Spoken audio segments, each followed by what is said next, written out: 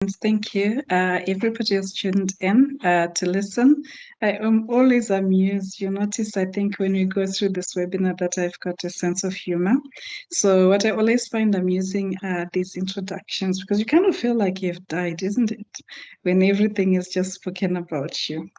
But anyway, today I hope we're all going to have fun as we learn, because I always think that, nowadays with so many internet sources, the question is, why are you joining the webinar?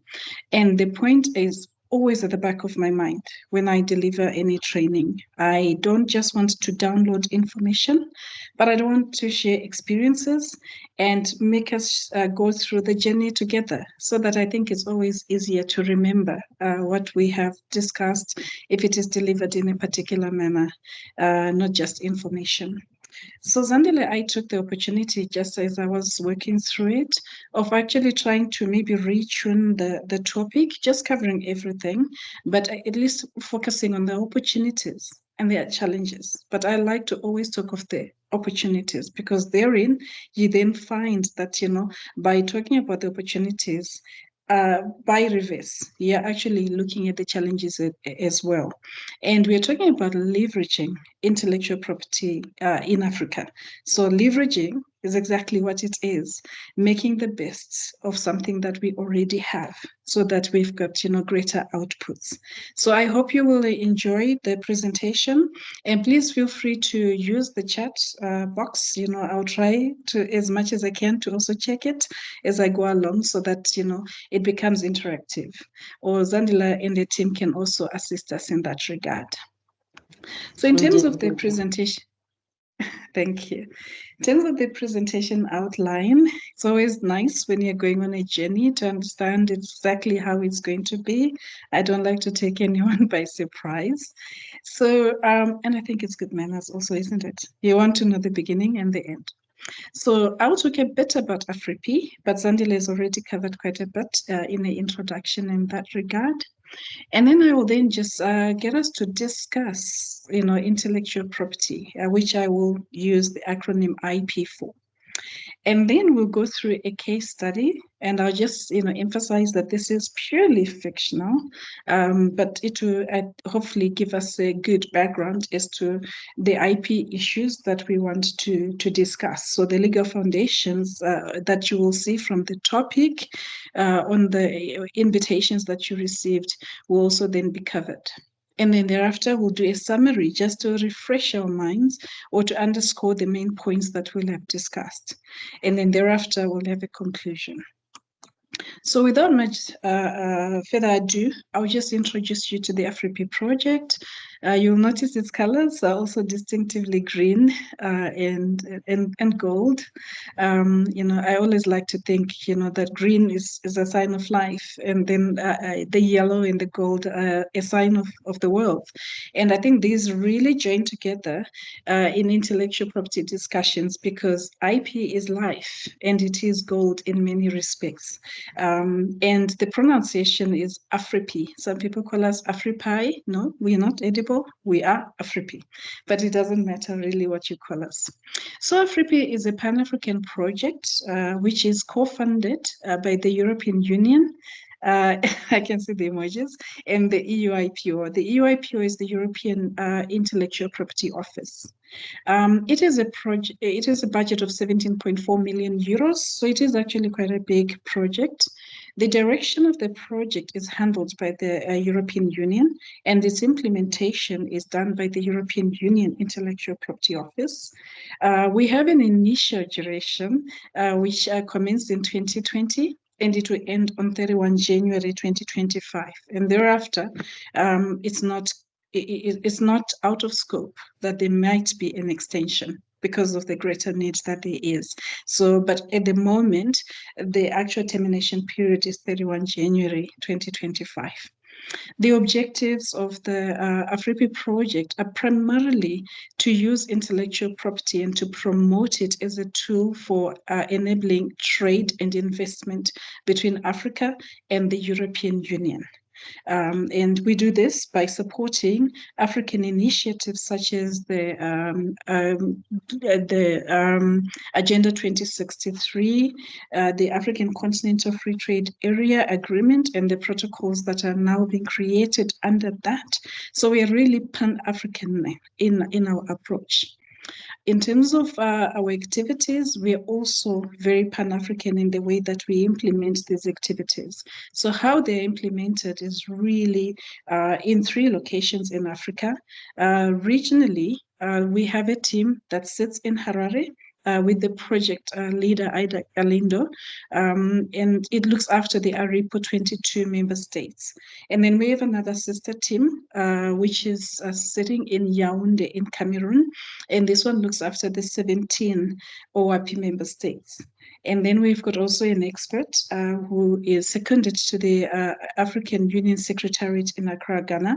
And then the other team is in Alicante, which supports the back office activities that we do.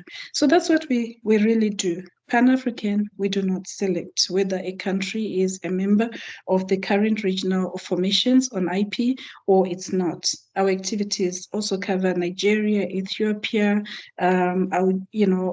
Tunisia, all these other countries that are not ARIPO or ORP, but we just cover everything. And then when it comes to intellectual property rights, I always put them at the center of everything. That's not really the center there. But what are they? Intellectual property rights are intangible assets. Very often, by the nature of life, we tend to concentrate on the material things that we have to the exclusion of the intangible assets that we have. So intellectual property actually fills this gap by looking after and relating to the intangible assets that we have around us. It protects products of the human intellect, including creativity. What does it do?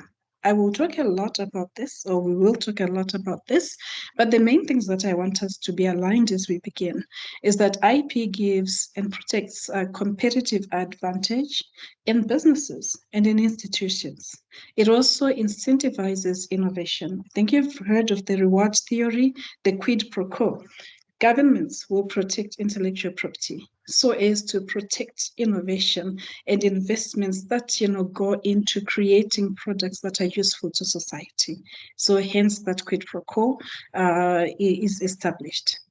I like to look at IP as some kind of flower. I'm not the best when it comes to creating these designs, but I quite like the flower bit.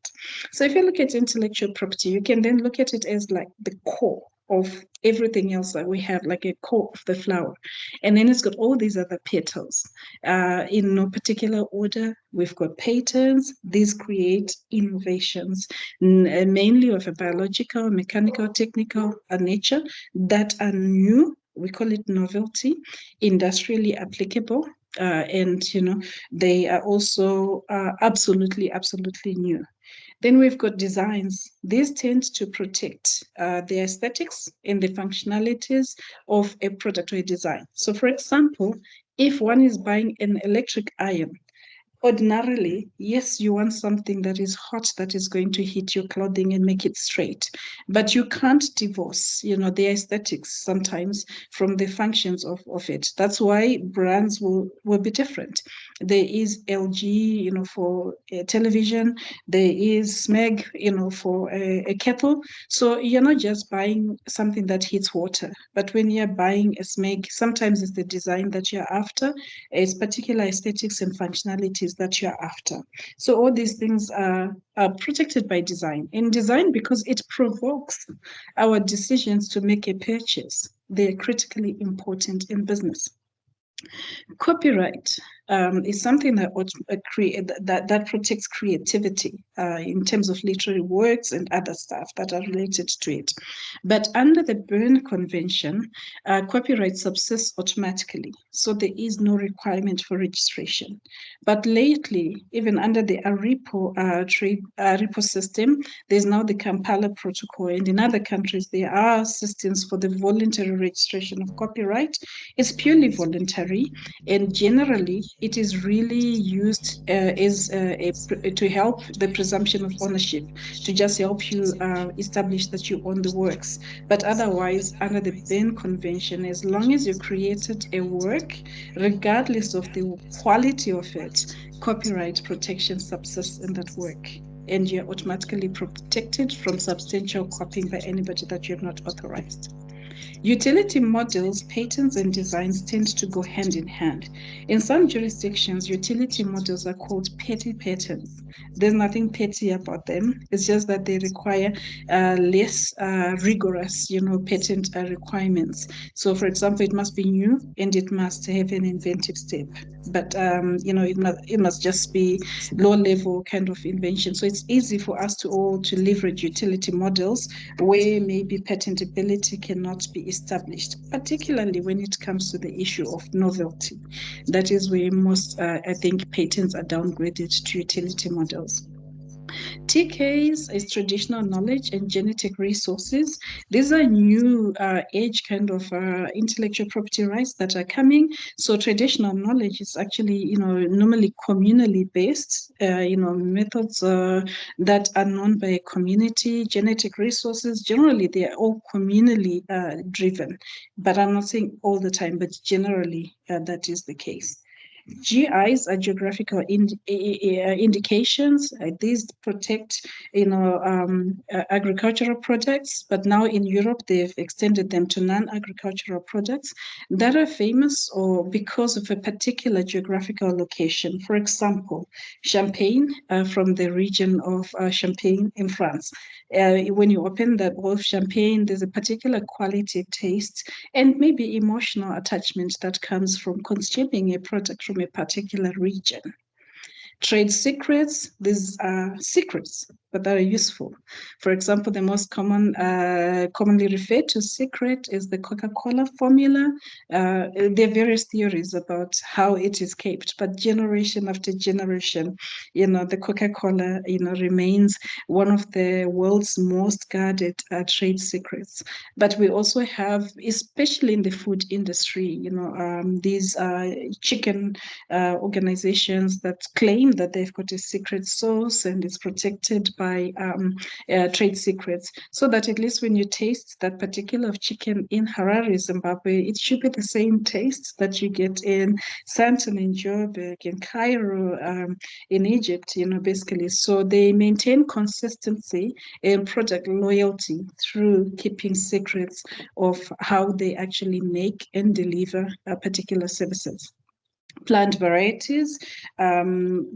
These are varieties that are new. So, for example, nowadays there are quite a number of plants that are either climate smart or climate sensitive, or if it is fruit, it's got a particular sugar content.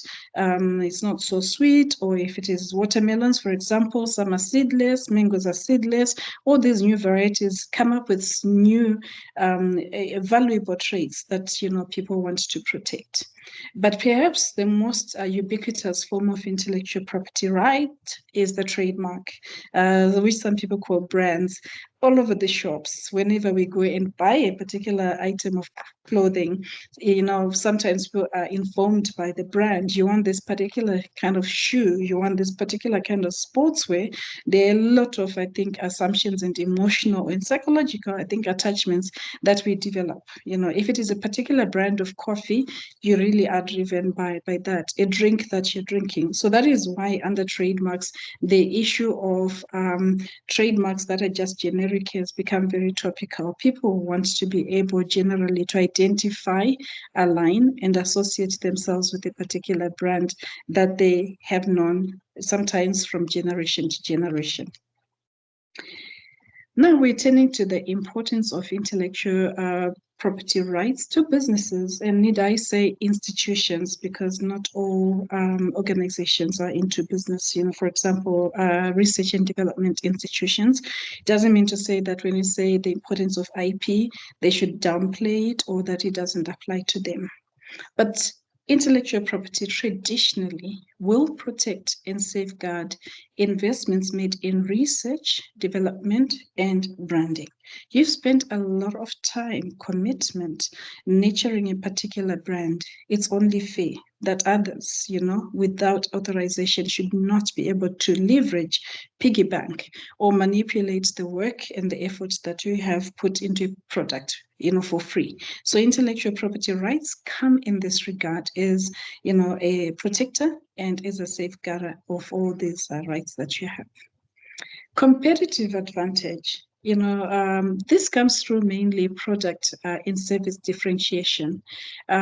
People will generally choose a particular brand and customer loyalty because they know it, because they trust it. So the more, for example, a trademark is known, the more it will be able to pull a particular custom from a particular segment of society. So even without saying anything, you can actually identify the brand. I can give an example of, for example, Nike. When you just see the swoosh sign, you automatically know that this is Nike if you want sportswear. And whether you make that purchase, it might, really help you to decide or to differentiate or to explain why you're buying Nike instead of Adidas, or why you are buying Puma,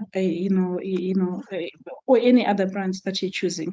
But it's the power of the brand that actually, creates competitive advantage, and competitive advantage often translates into good sales and a strong balance for the company. So it is particularly important. Intellectual property rights also strengthen market position that goes hand in hand with competitive advantage. So I'll not belabor that point. But they can also create new avenues of income by leveraging the IP. So, for example, you can sell a brand because you now think it is good, right, for sale. We've seen big brands being sold, Google, all these things that can be sold. It can be licensed. We know, for example, quite a number of toothpaste companies from Europe, particularly, license, the right to manufacture their products in various continents, and they get money from that. Franchising, especially of, restaurant or quick service restaurants, that is quite common. But you also earn income from royalties apart from just waiting for everything that you have created yourself.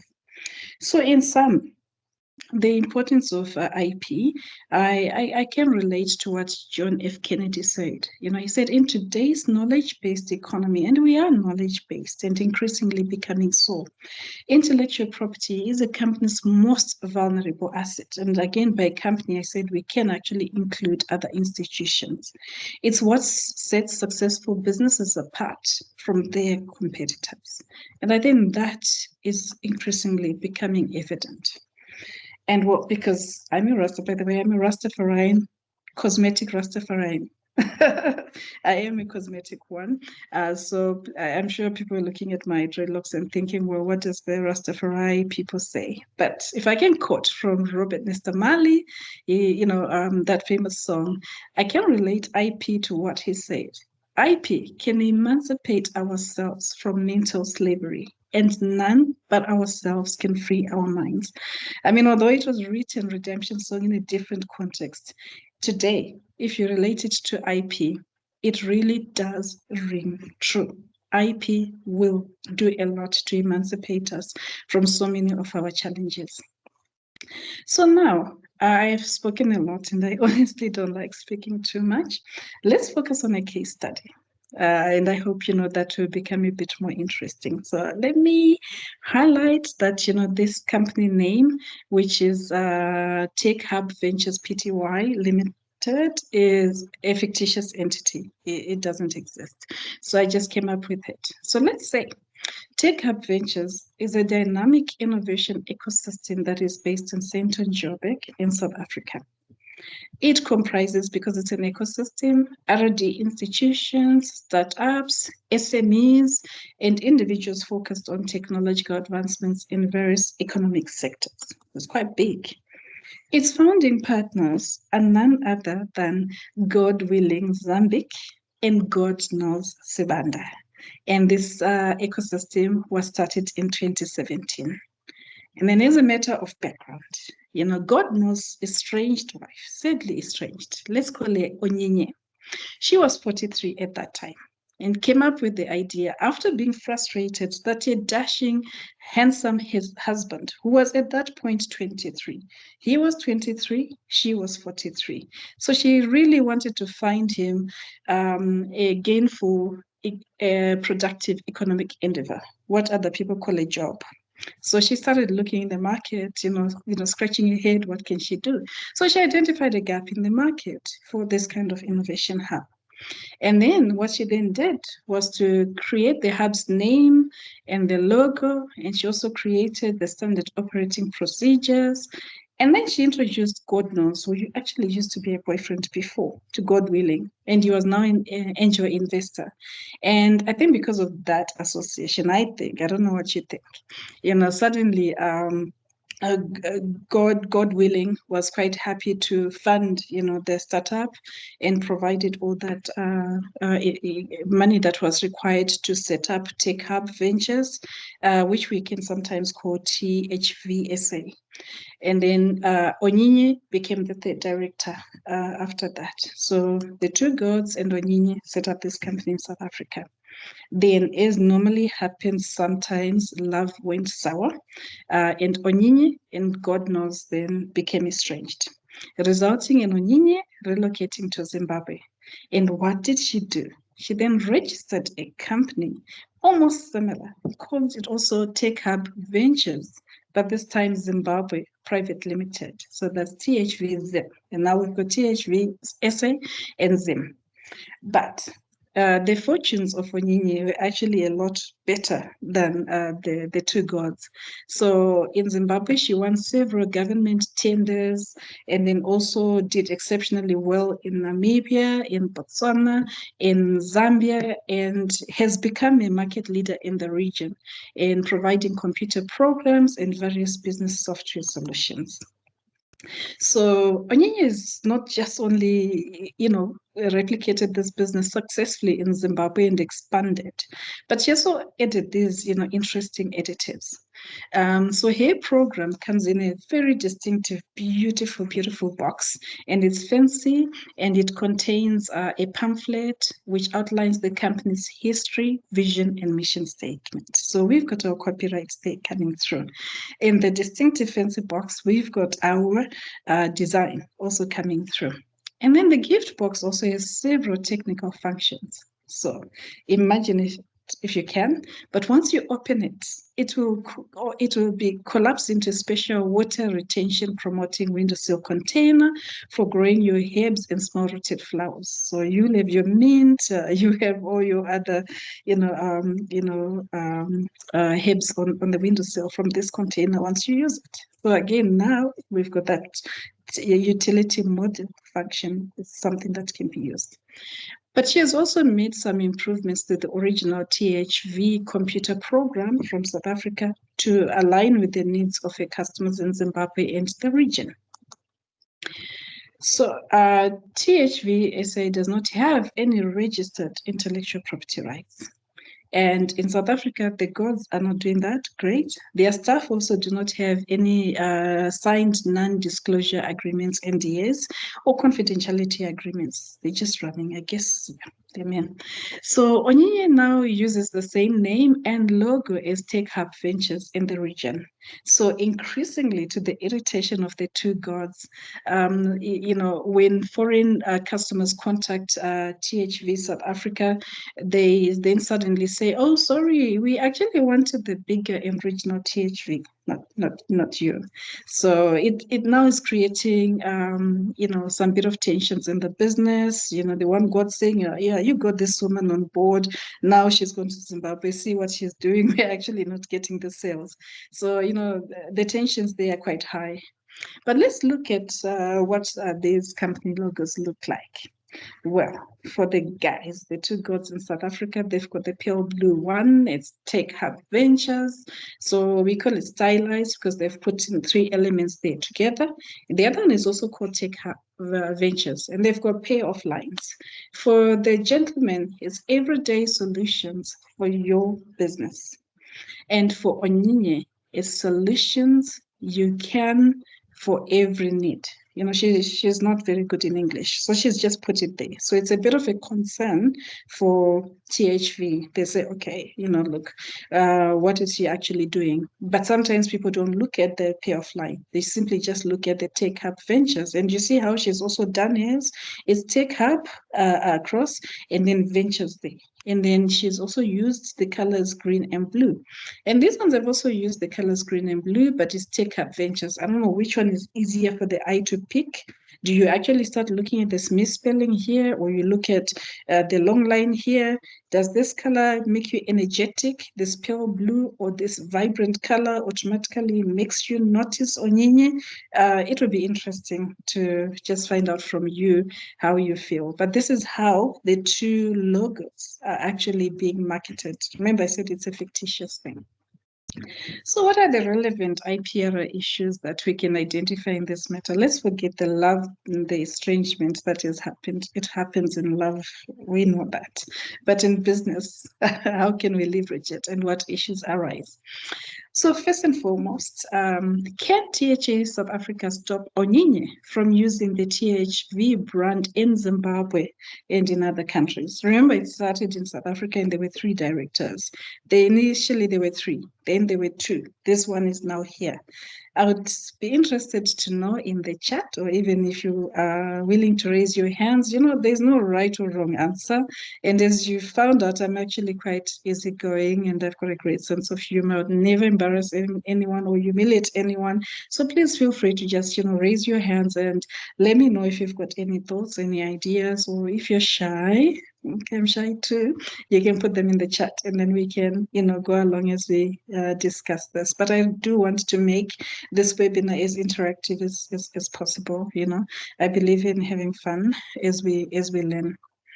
Then the other thing is THV is expanding. This is the South African companies considering to expand to East Africa, starting with Ghana, Uganda, Rwanda, and possibly the OAPI countries. So remember, I did mention AfrIPI and OAPI in the west of Africa. So this is what are the main IP issues that they should consider when they're thinking of this regional expansion.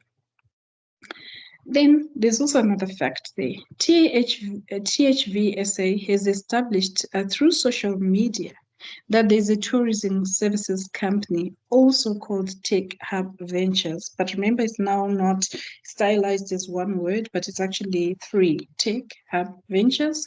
It doesn't have those colors, but it was registered in December 2022 in Uganda. They've also understood that this name, Tech Hub Ventures, is also registered as a trademark for tourism services. So the question is, can THV South Africa proceed with the registration of its IP and logo in Uganda?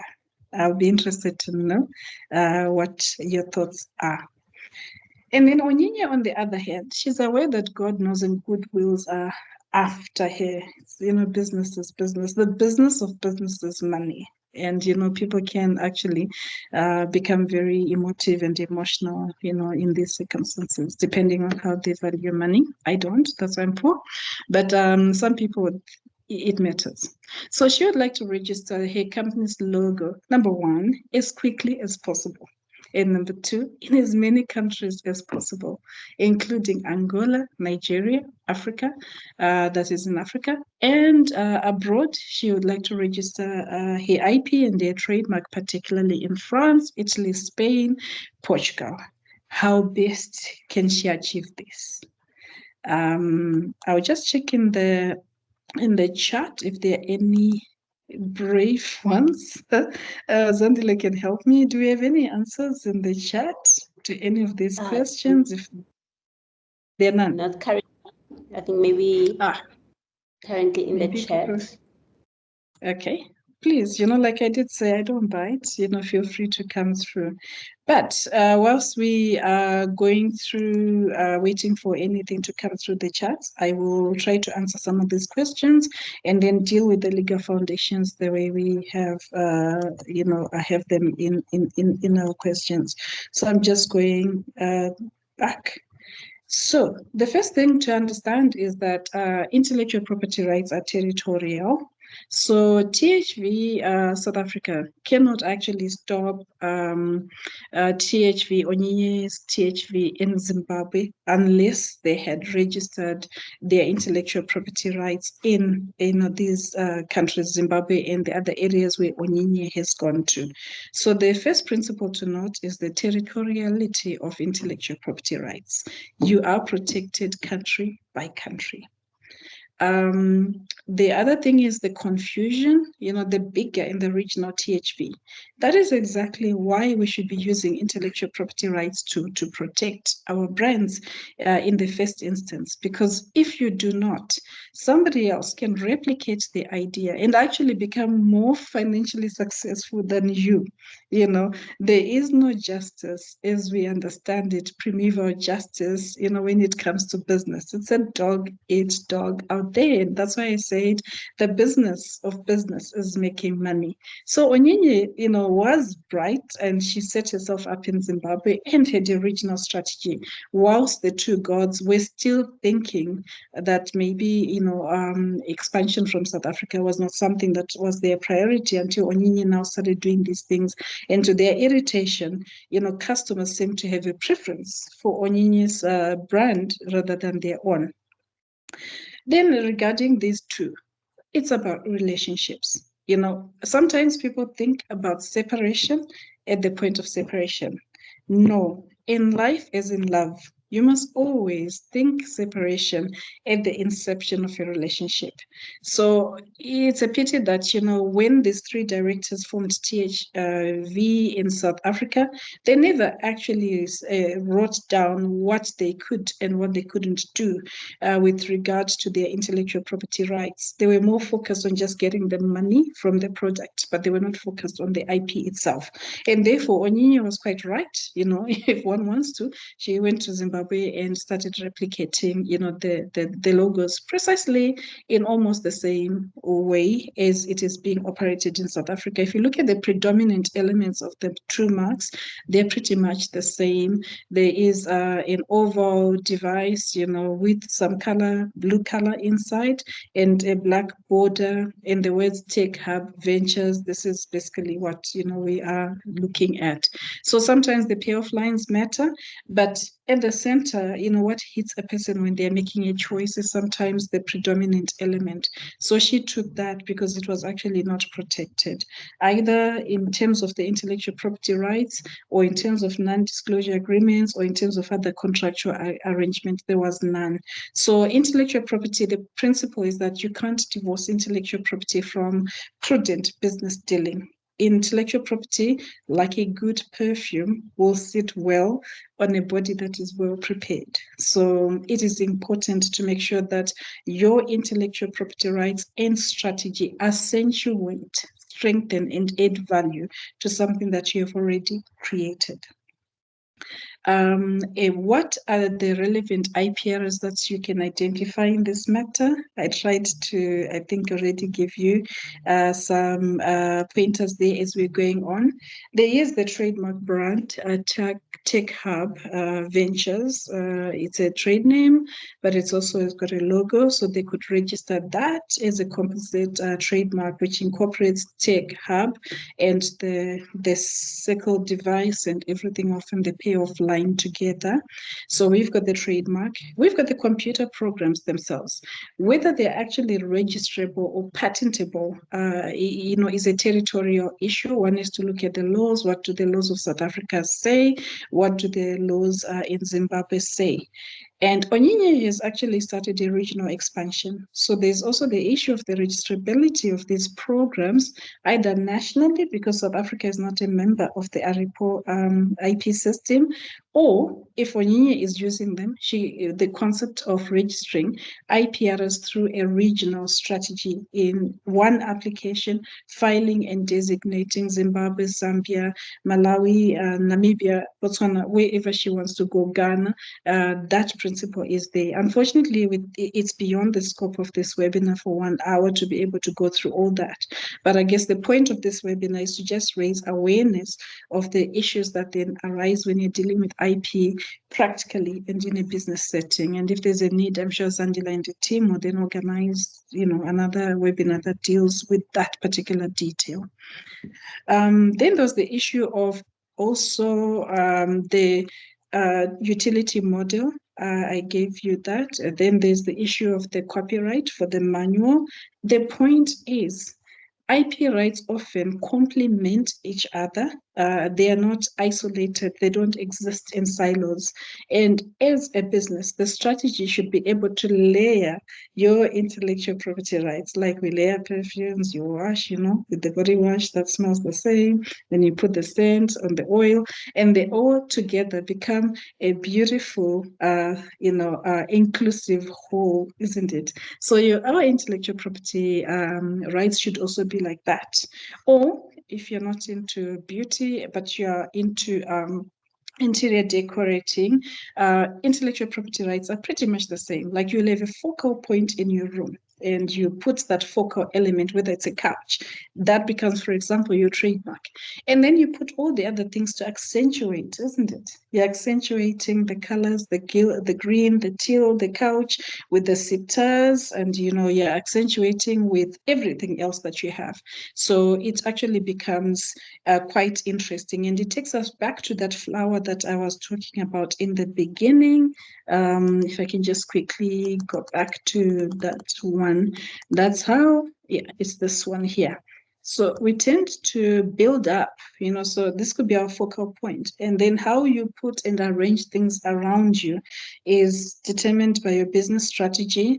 Are you focused only on South Africa? Do you have a regional expansion? These are things that you should be looking at in the beginning when you're setting your business, not later, so that you're able to position, the issues that you want bit by bit, and in a manner that makes logical and business sense. It enhances your company, isn't it? So I'm going to other questions that are, sorry, yes, Dandile? Interrupt. While you are there is a question in the chat box by Nafisa. In the case of partnerships, collaborations, or joint ventures, how should we handle IP ownership and rights? And then the second one is, and what strategies can one employ to enforce and defend my IP rights if they are violated by others? Okay, thank you. And thank you very much for coming through those questions. So I'll start with the first one. In the case of partnership collaborations, how can we handle IP ownership and rights? Number one, because it's a business agreement, we should, in a partnership, with a deed of partnership, let's set out in the beginning who's going to be owning the intellectual property rights. Is it going to be the partnership? If it is a partnership, then in terms of the deed of partnership, we've got shares, isn't it? And then that if, for example, the partnership is called Mozambique and Sons, let's say Mozambique and Partners, each partner actually also owns a share of that. But intellectual property provisions in most acts, I know in South Africa, also in Zimbabwe, also in Zambia, also in Namibia, a partnership can actually register and own intellectual property rights. So the ownership sits in the name of the partnership. But in the case of a dissolution of a partnership, you must then have a provision that says what is going to happen to this intellectual property right. In some jurisdictions, also when we're now talking about collaborations, intellectual property rights, for example, patents and trademarks, can be jointly owned. So it is important to have a lawyer who's not only an expert in IP, but who's also practical and business oriented and is able to translate your business requirements, including your IP strategy, into something that is legally feasible in his jurisdiction of choice. And how should we handle IP ownership rights? I hope I've answered that well, but if not, please come back. What strategies can I employ to enforce and defend my IP rights if they are violated by others? The first strategy that we should always have is, a strategy to protect ourselves from intellectual property right infringement.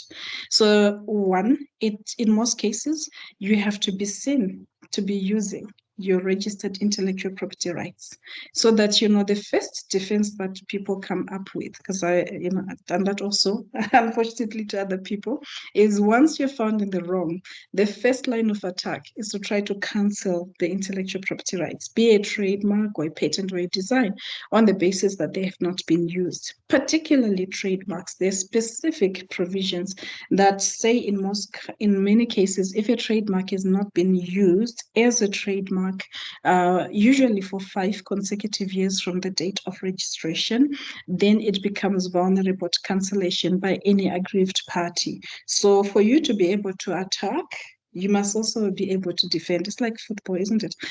For you to be able to be a strong team, you must have a counter attack, and you must also have a good defensive strategy. So it is good to relate this, make sure that the use is okay, the trademarks are maintained. The trademarks themselves must be strong, or the IP must be strong. So for example, in some countries, you've got a Part A registration and a Part B registration, say for a trademark. The level of protection between these classes might differ, but a typical example is maybe if you have a trademark which is called Bubbles for soap. Bubbles is a generic term that any other manufacturer of a detergent would want to use.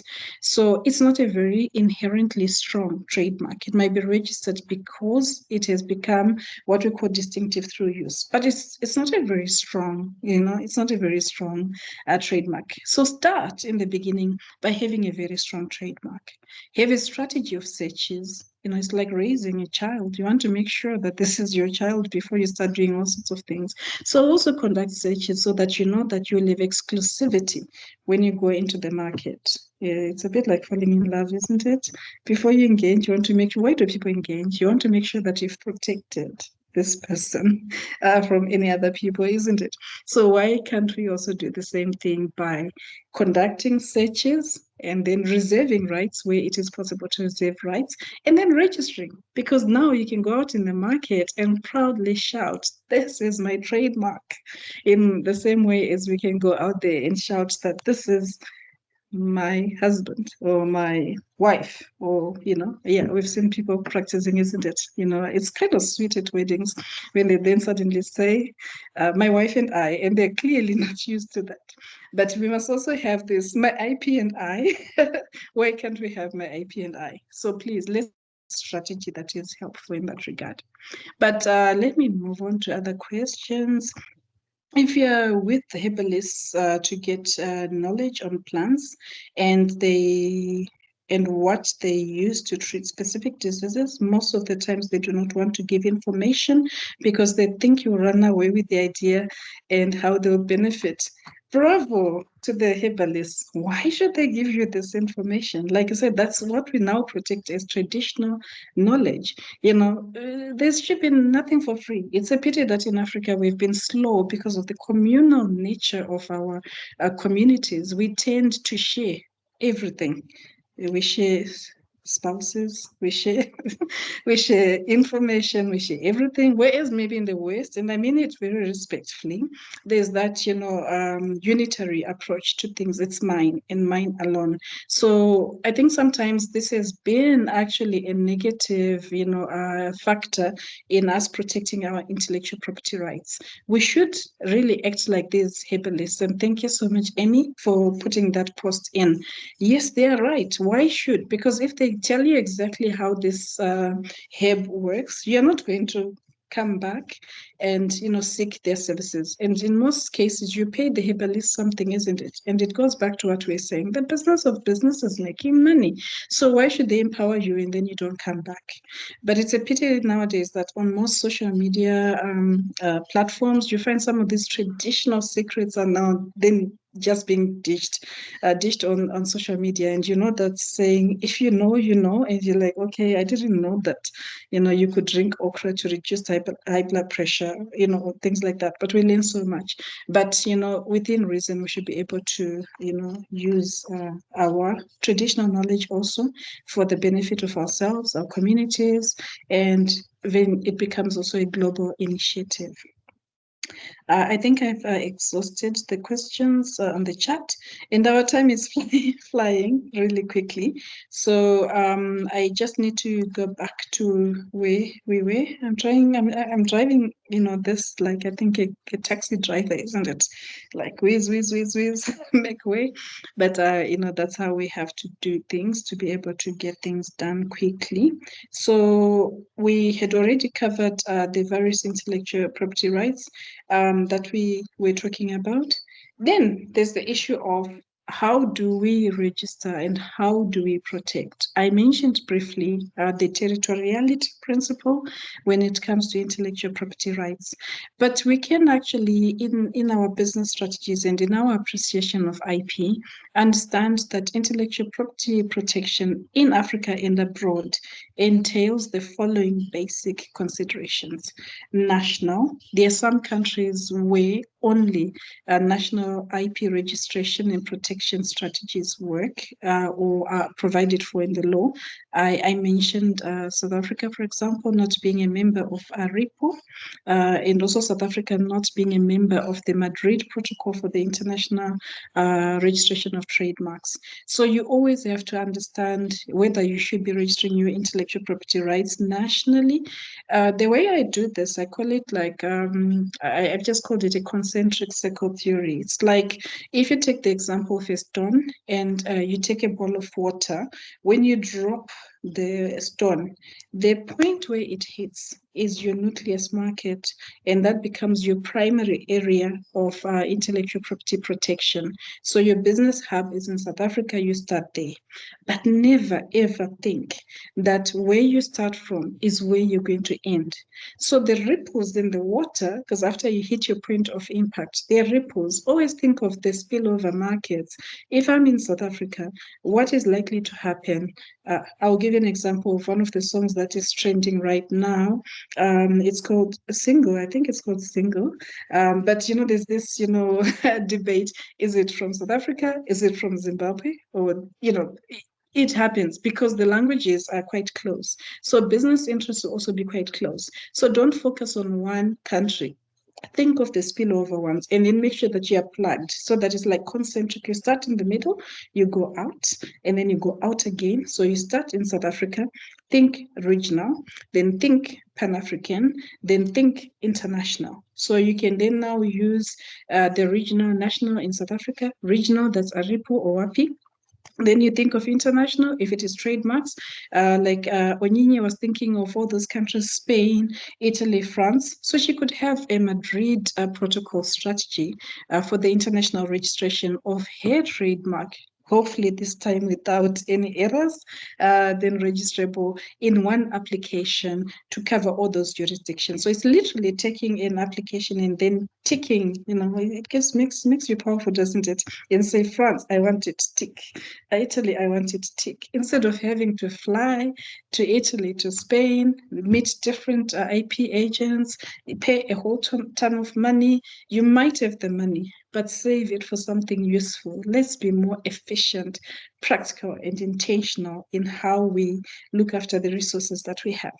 If it is regional, there's no need to be flying to Ghana, to Uganda, to Rwanda. I mentioned all those countries. If you want to register the design rights, you can actually file one application in AfrIPI and designate 20 of the 22 AfrIPI member states that are available. In talking of numbers, there's something that I always, it's a game that I like to play. Maybe because I wasn't very strong in maths, but AfrIPI is 22 member states, but it's always easier to put 22, then you put 20, and then you put 13. So what it basically means, if you remember, there's 22, 20, 13, easy to remember. 22 are the total number of AfrIPI member states. 20 are the maximum number of states you can designate in one application for patents, utility models, and industrial designs.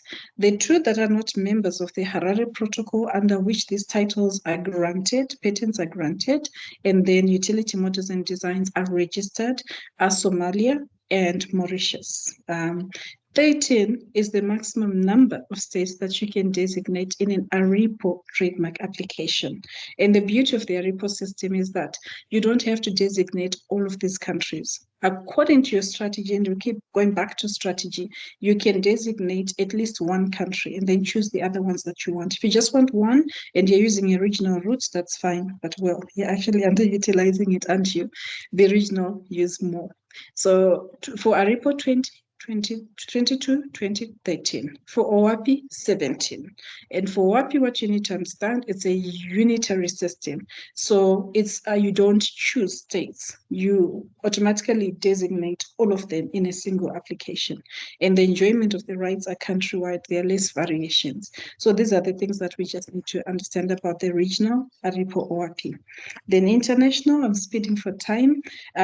We did speak about the Bain Convention for copyright, and they said copyright subsists automatically upon creation of a work without registration. Registration is voluntary and normally to prove ownership. Madrid Protocol, I mentioned this when I said you can register your trademarks internationally in one application by designating countries that are member states of the protocol. The Hague system, you can also register your designs internationally, but you have to choose the countries that are members of the Hague system. PCT is a filing system for patents. You file in WIPO, and then within 30 or 31 months, depending on what is applicable to each country, you're then able, for example, with AfrIPI and OAPI, to enter into a national or a regional phase of the application. So I think that one I'll just quickly go through the other things before I come to a question that Josam is posted there. So in case I run out of time, this has been a short presentation, but the reflections we need to understand is that IP is not just about legal protection. Protection is critical, but it does a lot more. It's about unlocking potential, the potential of ideas, of innovations, of creations in a positive manner to positively impact businesses, communities, locally, regionally, and globally. And I say it positively because you find that the registration of all IPRs is to meet particular standards. So, for example, any innovations that are contrary to public morality are not registrable. So really it's a positive instrument that we use. The other thing that we need to understand is that IP is about contributing to a culture of innovation. That is a calling card for the future. It is not a populist movement. It's something that comes today and it's gone tomorrow. We've got all those that will come in, but IP is sustainable. It is for the future. There is need to demystify it. Oftentimes I've heard people saying, but IP is for particular races. I mean, is it relevant to other races? It is universal. Like love, I think IP is a very universal language of innovation.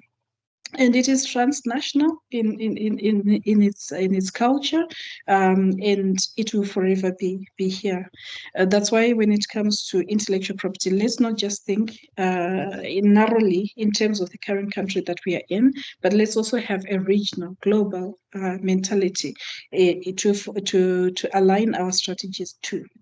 And then also there's a need to appreciate the interdependencies and correlations of IP and other disciplines. Ooh, those are big words. But I can, I did English. I can speak English. So anyway, the important thing is that, some people put IP in a silo. It's not. When you're looking at intellectual property, also look at the competencies. How does it relate to competition? Because we're creating monopolies. But trust me, I think there's quite a number of leading South African cases that explains this well. We have to keep competition and intellectual property within their boundaries because they complement each other. IP sets the rules of engagement. Competition is there to enable free trade, but both IP and competition law can enable free trade. IP and climate. We are focusing on climate change and its challenges. IP is the field more than others that actually offers the platform upon which we can actually invent around our challenges in climate change and diseases, all these medicines during COVID, they all have a name, So it is actually important. And you buy this particular branded medication because of the efficacy that you believe, aligns with that. So that's why there are all these things. Which vaccine are you going to be using? I will not name the names, but I think intellectual property did rear its head, and we saw it, whether you're choosing this and that. It was not because they're not vaccines. They were all vaccines. But why were you choosing this one, that one, that one? I think we must have that discussion afterwards. And then finally, in these 2 minutes, Josam's question was, are cases of infringement of IPRs rampant in universities? If yes, what is the main reason behind such occurrences? Yes, infringement is rampant, not just universities, but also in businesses. And why is this? Number one, sometimes people don't know that infringement is wrong.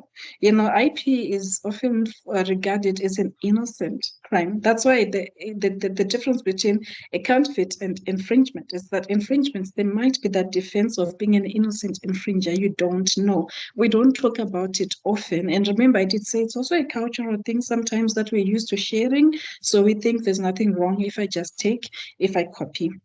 Sometimes also, it's not just, a lack of knowledge. In some cases, it is intentional because it is business.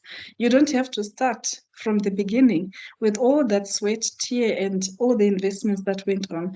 We have a culture in which people want to reap benefits significantly and in the least possible time, because unfortunately, we have become, and we are unfortunately going to continue to become a world that values immediate gains over long-term investments. I want to buy the Lamborghini. I'm open for, for any donations, by the way. But, you want to buy it without the investment. But, you ask yourself, Steve Jobs died, but he wasn't actually a person who just invented things over time. If you read his history, he went through quite a lot. The trajectory of the innovator is not easy. It is characterized by challenges, sleepless nights, financial, I think, discipline to build these things. But people don't want that. They just see the end product. I just see Zandile, and I think she was just, day to day, and then I'll take a business thing and then run with it so that I can also buy the next biggest house, go to the Maldives. You know that song? It says, black men looking good in Dior. And there's, that's what people want, isn't it? But there's a lot. So these things will often happen. But we must have a strategy towards infringement and counterfeits. And that's why you find that organizations such as AfrIPI and many others, they spend so much time and devote so many resources in their activities in teaching about and against counterfeiting and its horrific and lethal, I think, impact on stifling innovation and the dangers, in terms of health, especially when it comes to counterfeit medicines. So even for universities, a blue sky innovation is dying. People want practical results. I went to a school where I would get an excellent for coloring a grasshopper. It didn't add anything to my thinking. So now people are moving. I'm not saying it's wrong to color a grasshopper, but there's more to education now. It's the practicalities. How does it address our problems? How does it address water shortages? How does it address potholes? How does innovation address the ills of society that we're facing? This is what we want. And for that, the quid pro quo must be strengthened IPR protection. I have another question. Nancy, will you share? You see, I said Nancy. I'm often called so many things. Will you share with us the presenting slides? Well, it's my IP. Will you pay me? No, I'm joking. Of course, I'll share them. It's all in the interest of learning. So I think before I step over time again, I don't know if there are any other questions, and if not, I must, as a matter of courtesy, give the reins back to Zandile and her team. And thank you all for sitting through and going through this. And I hope you enjoyed it, even though it was a webinar. They do have their restrictions in terms of participation. Thank you.